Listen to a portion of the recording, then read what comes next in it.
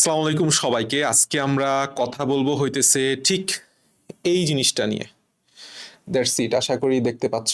That's it, অর্থাৎ analysis কি, analysis কেন এতটা গুরুত্বপূর্ণ মেডিকেলে চান্স পাওয়ার জন্য, এবং অ্যানালাইসিস কিভাবে করা উচিত।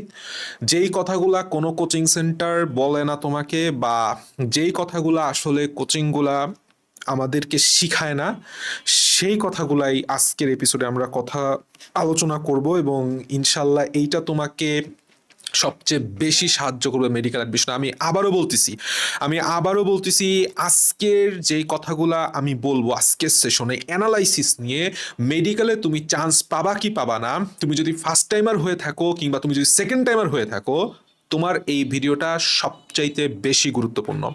কারণ একটা স্টুডেন্ট, যখন তুমি যদি একজন সেকেন্ড টাইমারকে জিজ্ঞেস করো যে তুমি ভাই কেন চান্স পেলা না, বা একটা স্টুডেন্ট কেন চান্স পায় না, তার 90% কারণ হচ্ছে সে ফার্স্টে জানেই না যে তার আসলে কি পড়তে হবে, কি বাদ দিতে হবে, পড়াটা কিভাবে গুছাইতে হবে, পড়াটা কিভাবে কম্প্যাক্ট করতে হবে, এবং রিভিশনের সময় তুমি কিভাবে সংক্ষেপে কম সময়ে অনেক পড়া, বেশি পড়া রিভিশন দিবা, সেটা সে জানেই না। That's why most of the students মেডিকেলে চান্স পায় না।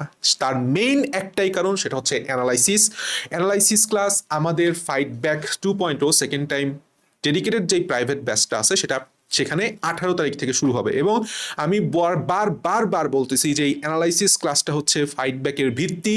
অ্যানালাইসিস ক্লাসগুলা বা অ্যানালাইসিসটাই হচ্ছে তোমার মেডিকেলে চান্স পাওয়ার ভিত্তি। তোমার এই অ্যানালাইসিস তুমি যত ভালো করবা, তুমি যত ভালো করে করবে, একটা স্টুডেন্ট যত ভালো করে করবে, সে চান্স পাবে কি পাবে না এইটা ডিফাইন করবে হচ্ছে অ্যানালাইসিস।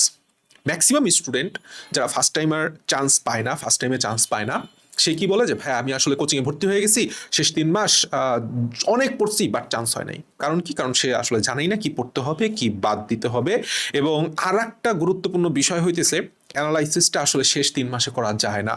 শেষ 3 মাসে তুমি বড়জোর পড়তে পারবা সর্বোচ্চ 24 ঘন্টা করে, তাই না?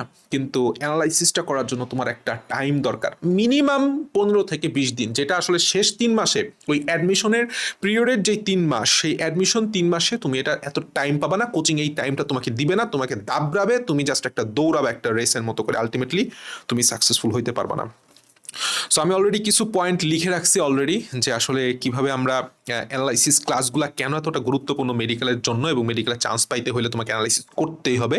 1 নম্বর কথা হইতেছে, আমাদের অ্যানালাইসিস ক্লাস ফাইট ব্যাকের 2.0-তে অ্যানালাইসিস ক্লাস শুরু হবে 18 তারিখ থেকে। সো যারা যারা আসলে ভর্তি হইতে চাচ্ছ, তারা কাইন্ডলি 18 তারিখের মধ্যে ভর্তি হও, কারণ যাতেগুলো তোমরা অ্যানালাইসিস ক্লাসগুলো করতে পারো। So it's very very very much important. আমি বারবার বলতেছি এটা তোমার চান্স পাওয়ার ভিত্তি, এইটা আমাদের ফাইট ব্যাকের ভিত্তি।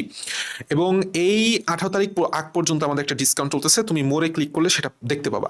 এখন প্রশ্ন হচ্ছে অ্যানালাইসিস কেন প্রয়োজন? তুমি বুঝছো আমার প্রশ্নগুলা তোমার প্রশ্নের সাথে একদম মিলে যাবে। তুমি কি পড়তে হবে এটা জানবা, কি বাদ দিতে হবে এইটা বুঝবা। ম্যাক্সিমাম স্টুডেন্ট সব পড়তে যায়। হ্যাঁ, কারণ কি? কারণ আমার কোচিংগুলো এমন একটা ন্যারেটিভ তৈরি করছে, ফেক ন্যারেটিভ, যে আমার বোধ হয় চান্স পাইতে হইলে সব পড়ে ছাড়খাড় করে ফেলাইতে হবে। কিন্তু সব পড়তে হয় না, সব পারতেও হয় না। কিছু জিনিস পড়তে হয়, এবং পড়া থেকে পারা, এই যে মাঝখানের গ্যাপটা দেখতেছো, এটা হচ্ছে তুমি পড়ছো, আর এটা হচ্ছে তুমি পারতেছো। এই মাঝখানের গ্যাপটা যারা চান্স পায় না তাদের অনেক লম্বা থাকে, যারা চান্স পায় খুব কম থাকে। একটু কষ্ট করলেই এই গ্যাপটা ফিল আপ করা প্রয়োজন হয়। এই অ্যানালাইসিসটা ডিফাইন করবে তুমি কি পড়বা, কি বাদ দিবা, যার কারণে এই অ্যানালাইসিস করার কারণে তোমার পড়া আর পারা এই দুটার মধ্যে গ্যাপটা কমে যাবে। কথাটা বুঝতে পারছো? আর একটা ছোট্ট উদাহরণ দিই। উদাহরণটা আমি আসলে খুব মজা করে বলি, সেটা হচ্ছে একজন আহ, ধরো একজন কৃষক, সে দুপুরে খাবে। ধরো খুবই নিম্নবিত্ত একজন কৃষক, খুব হার্ডলি সে তার মানে 100-200 টাকা ইনকাম করে জাস্ট ভাত পেট চালানোর জন্য। জাস্ট একটা উদাহরণ হিসেবে তুমি ধরো, সে দুপুরবেলা ভাত খাচ্ছে, ভাতের সাথে ডাল খাচ্ছে, ডালের সাথে সে মাংস খাচ্ছে। কথাটা বুঝো, কৃষকের অ্যাবিলিটি হচ্ছে 100 টাকা। হ্যাঁ, এখন 100 টাকার মধ্যে তার কোনটা ম্যান্ডেটরি এটা বুঝতেছো? কোনটা ম্যান্ডেটরি এটা বুঝতেছো?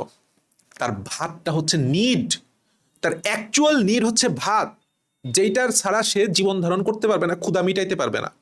ঠিক একইভাবে তুমি যখন একটা সাবজেক্ট বা একটা চ্যাপ্টার পড়তেছো, তোমার ম্যান্ডেটরি আবশ্যক জিনিসটা কি, যেটা তোমার চান্স পাইতে হলে লাগবেই, এটা তোমাকে ফার্স্টে ডিফাইন করতে হবে, তোমার অ্যাবিলিটিটা বুঝতে হবে ভাই। আমি অ্যাবিলিটির কথা পরে আসতেছি। তাহলে ভাতটা হচ্ছে আমার নিড। এখন একজন কৃষক ভাতের সাথে জাস্ট ডাল হইলেই মোটামুটি তার পেট ভরে যাবে, ভরে যাবে, কারণ 100 টাকার মধ্যে বললাম তোমার খাইতে হবে।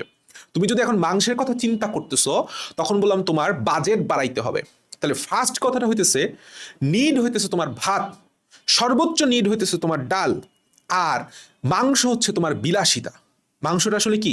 বিলাসিতা। বুঝতে পারছো?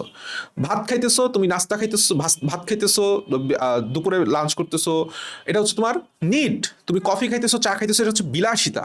তোমাকে ডিফারেন্সটা করতে হবে যে তোমার অ্যাকচুয়ালি নিড কোনটা, চ্যাপ্টারের টপিকগুলো অ্যানালাইসিস করে, আর বিলাসিতা কোনটা। এইটা হচ্ছে, এই ডিফারেন্সটা তুমি করতে পারবা, আমরা শিখাই, সেটা হচ্ছে অ্যানালাইসিস ক্লাসের মাধ্যমে। ওকে? তাহলে অ্যানালাইসিস করলে তুমি বুঝতে পারতেছো যে তোমার আসলে কোনটা বাদ দেওয়া দরকার। যে তোমার এখন টাকা নাই, তুমি মাংসটা বাদ দিয়ে দাও। টাকা নাই মানে কি? তোমার অ্যাবিলিটি নাই। ধরো তোমার অ্যাবিলিটি আছে ফরিদপুর মেডিকেলে চান্স পাওয়ার মতো, এখন তুমি কি করলা? তুমি টপারকে অনুসরণ করলা, যার অ্যাবিলিটি আছে ডিএমসিতে চান্স পাওয়ার মতো। এখন তুমি যদি ওই 200 টাকার 200 টাকার অ্যাবিলিটি অর্জন করতে চাও, মানে 200 টাকা না পকেটে নিয়েই তুমি যদি মাংসটা অর্ডার করতে চাও, তোমার কি করতে হবে এখন? তাহলে বলো, কোনো হোটেলে খেলে হোটেলরা তোমার চড়াবে যে তুই টাকা না নিয়ে খাইতে আসছিস কেন? তাহলে ফার্স্ট কথাটা হইতেছে তোমার অ্যাবিলিটিটা বুঝতে হবে, অ্যাবিলিটিটা বাড়াইতে হবে। তোমার যদি ফরিদপুর মেডিকেলে চান্স পাওয়ার মতো অ্যাবিলিটি থাকে, তখন তোমার সেই অনুযায়ী প্রিপারেশন নিতে হবে। অবশ্যই ডিএমসি কে তুমি টার্গেট করবা। তাহলে ডিএমসি কে টার্গেট করতে হলে তোমার কি করতে হবে? ইনকাম বাড়াইতে হবে। তাহলে তুমি তোমার 100 টাকা থেকে 200 টাকা ইনকাম যাইতে হবে, 200 টাকা থেকে 300, 300 থেকে 400, এইভাবে ধাপে ধাপে স্টেপ বাই স্টেপ তোমার অ্যাবিলিটিটা বাড়াইতে হবে। এবং এই অ্যাবিলিটিটাই আমরা আলটিমেটলি বাড়াই সেকেন্ড টাইম ফাইট ব্যাক ব্যাচে। এবং এইটার ভিত্তি বললাম এই অ্যানালাইসিস ক্লাস থেকেই আসে।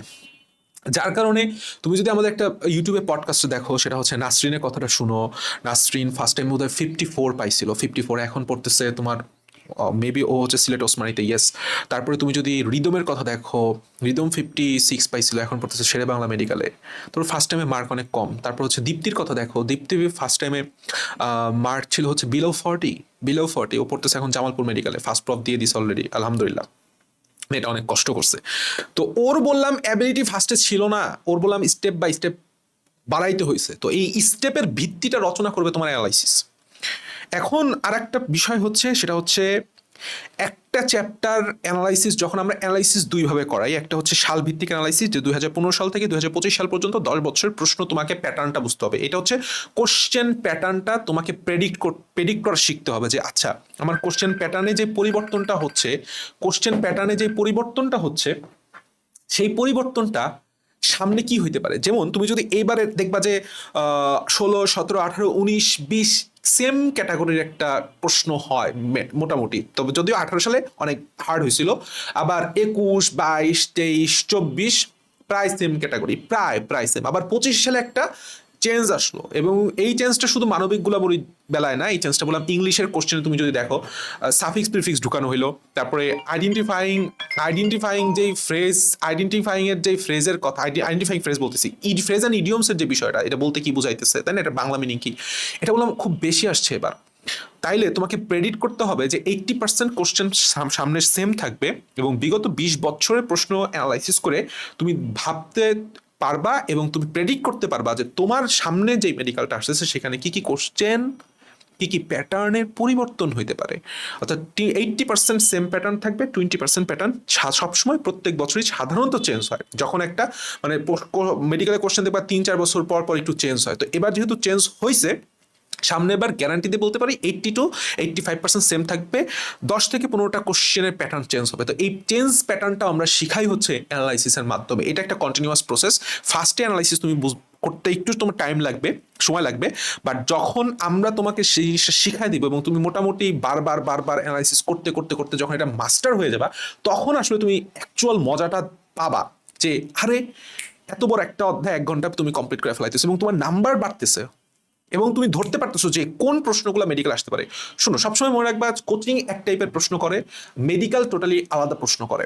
অর্থাৎ কোচিং এর প্রশ্ন দিয়ে তুমি মেডিকেলের প্রশ্ন স্ট্যান্ডার্ড যাচাই করতে পারবা না। তুমি যদি সব দিক দিয়ে এবারে কোশ্চেনের কথা চিন্তা করো, বায়োলজির কোশ্চেনের স্ট্যান্ডার্ড বিলো হয়েছে, কিন্তু আলটিমেটলি কোশ্চেনটা মোটামুটি বললাম স্ট্যান্ডার্ড হয়েছে, এটা তোমাকে মানতে হবে। সো ওভারঅল স্ট্যান্ডার্ড প্রশ্নটার উপরেও আমাদের ফোকাস রাখতে হবে, কারণ তুমি খালি বায়োলজি দাগায় চান্স পাবা না, তোমাকে 100টা প্রশ্নই চান্স পাওয়ার জন্য সমানভাবে মানে সঠিক করে দাগায় দিয়ে আসতে হবে অন্তত 75 to 80টা।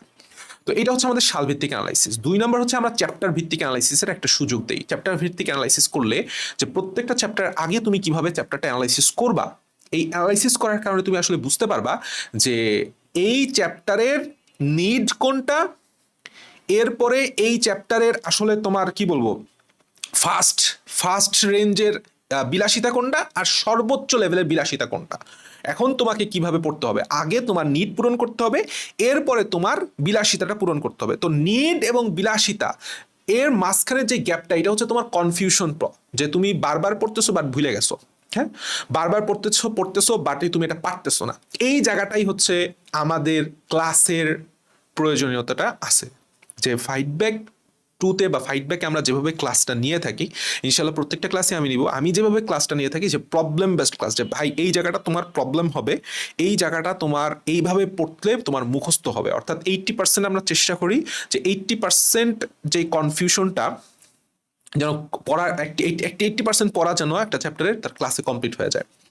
এরপর একটা জিনিস সেটা হইতেছে, আমরা ম্যাক্সিমাম স্টুডেন্ট যেটা নিয়ে আসলে খুব বেশি চিন্তা করি না, যে ভাই তুমি পড়তেছো যে প্রথম প্রথম যখন তোমরা ফার্স্ট টাইমে পড়ছো 3 মাসের সময়, যে ডেইলিতে একদম পড়ে ফাটায় ফেলাইতেছো, তাই না, ডেইলিতে মার্ক তোমার ভালো, কিন্তু আলটিমেটলি অনেক স্টুডেন্ট লাস্ট 1 মাসের আগে, অর্থাৎ পরীক্ষার 1 মাস আগে এসে হাল ছেড়ে দিছে। কারণ কি, তারা দেখতেছে এখন তার রিভিশন দিতে হবে এবং সে রিভিশন প্রপারলি দিতে পারতেছে না। যে মেইন প্রশ্নটা হয় যে এত পড়া আমি কিভাবে রিভিশন দিব। তাহলে আমরা আসলে ফাইডব্যাক ব্যাচে অ্যানালাইসিসের মাধ্যমে এইটাই শেখাই যে একটা বড় পড়াকে তুমি ছোট করবা কিভাবে, এবং এই যে পরীক্ষার 1 মাস আগে তুমি রিভিশন কিভাবে দিবা, তার জন্য রিভিশন ম্যাটেরিয়ালস জোগাড় করতে হবে না। রিভিশন ম্যাটেরিয়ালস তো কিছুই না, মূল বই জিনিসটা, মূল কথাগুলোর তোমার মাথার মধ্যে এমনভাবে সেট আপ করতে হবে যেন একটা টান দিলে আর একটা অটোমেটিকলি আসে। বুঝতে পারছো না, সব কিছু তুমি মাথায় রাখতে পারবা না। And last the thing is, analysis কেন গুরুত্বপূর্ণ। অ্যানালাইসিসের তো একটা কথা বললাম, যে আমাদের চ্যাপ্টার ভিত্তিক। 2 নাম্বার কথা হইতেছে আমাদের প্রশ্ন ব্যাংক ভিত্তিক অ্যানালাইসিস। এইখানে আসলে অ্যানালাইসিস ক্লাসে আমরা প্রশ্ন ব্যাংক অ্যানালাইসিসই করাই, এবং সাথে হচ্ছে অধ্যায় ভিত্তিক অ্যানালাইসিস করাই, যে কোশ্চেনের প্যাটার্ন কি, কিভাবে আসতে পারে, কোনটা তোমার নিড, কোনটা তোমার বিলাসিতা, কিভাবে পড়তে হবে স্টেপ বাই স্টেপ, এভরিথিং। এরপরে আমরা কি করি, তোমাদেরকে একটা টাইম দেই, যে ধরো আমরা একটা ডেমো ভিডিও তোমাকে দিব যে বায়োলজি অ্যানালাইসিসটা কিভাবে করতে হবে। ওইখানে মোটামুটি 20 থেকে 30 মিনিটের একটা ভিডিও হয়। সেটা দেখার পরে আমি তোমাকে 3 দিন সময় দেই বা 4 দিন সময় দিই, যে তুমি বায়োলজির চ্যাপ্টার ভিত্তিক কোশ্চেন ব্যাংকটা ধরবা, চ্যাপ্টার ভিত্তিক প্রত্যেকটা কোশ্চেন ব্যাংক সলভ করবা, এবং তোমাকে এটা বুঝে বুঝে সলভ করতে হবে। এবং একটা সাদা খাতা আমরা রাখতে বলি, আমরা সব প্রসেস বলে দিই যে এই টপিক থেকে তোমার মেইন নিড, এই টপিকটা তোমার বিলাসিতা। এবং এই 3 দিন ভরে তোমার যখন একটা সলভ হয়ে যায়, তারপরে আমরা একটা পরীক্ষা নিই 100 মার্কের, শুধুমাত্র কোশ্চেন ব্যাংক অ্যানালাইসিসের উপরই। অ্যান্ড ট্রাস্ট মি ম্যান, যে সেটা হচ্ছে যখন আমরা ফাইডব্যাক 1 পয়েন্ট ওই অ্যানালাইসিস এক্সামগুলো নিয়েছিলাম, প্রিপারেশন এক্সাম নামে, অনেকে মানে 50, 55, 60, 65 এরকম পাইছে। তার মানে ও আসলে কোশ্চেন ব্যাংকটাই পড়ে নাই। তো যে কোশ্চেন ব্যাংকটাই পড়ে নাই, সে আসলে কিভাবে মেডিকেলে চান্স পাবে। 3 নাম্বার যেটা আসলে আমার পার্সোনাল দায়িত্ব, সেটা হচ্ছে সেলফ অ্যানালাইসিস। সেলফ অ্যানালাইসিসটা কি, যে একটা স্টুডেন্ট চান্স পায় না, তার মধ্যে আমি মনে করি সবচাইতে প্রধান কারণ হচ্ছে তার মেন্টালি স্ট্রং না। ম্যাক্সিমাম স্টুডেন্ট হচ্ছে মেন্টালি উইক। এখন ভাই তোমার তো সে টু সে পরীক্ষার হলে তুমি নার্ভাস হয়ে গেছো, এই হয়েছে সেই হয়েছে, এই সব কথা আসলে আমার সাথে বলিও না বা কমেন্ট করিও না। You are a man, and you are a man, you are human being. তুমি যদি ছেলে হও বা মেয়ে হও, যদি ছেলে হও তোমার তো আসলে নার্ভ কন্ট্রোল করতে পারো, এটা খুব হাস্যকর, এটা খুবই হাস্যকর। এটা তুমি আসলে কতটা লো লেভেলের ম্যানহুড তুমি প্রসেস করো, এটা তোমার ডিফাইন করে। তোমার মেন্টাল স্ট্রেংথটা এতটাই শক্তিশালী হইতে হবে যে তোমার দুনিয়া উল্টায় যাক, বাট তোমার পড়ালেখা পরীক্ষার হলে ওই 1 ঘন্টা যেন তুমি তোমার মতো করে দাগাই দিয়ে আসতে পারো। এই জায়গাটায় আমরা গাইডলাইন সেশনের মাধ্যমে, সেলফ অ্যানালাইসিসের মাধ্যমে ইনশাল্লাহ চেষ্টা করি প্রত্যেকটা স্টুডেন্টকে যেন মেন্টালি স্ট্রং করা যায়, এবং মেন্টাল স্ট্রেংথটা যেন সে একটা দীর্ঘ সময় ধরে রাখতে পারে। এই জন্যই আমাদের গাইডলাইন সেশনগুলো করা হয়। এই হতেছে অ্যানালাইসিসের A to Z। যারা যেখানেই তুমি ভর্তি হও ভাই, আমি চাই তুমি সেকেন্ড টাইমে চান্স পাও, আমি চাই তুমি মেডিকেলে ফার্স্ট টাইম যদি দেখে থাকো যারা ভিডিও, তুমি চান্স পাও।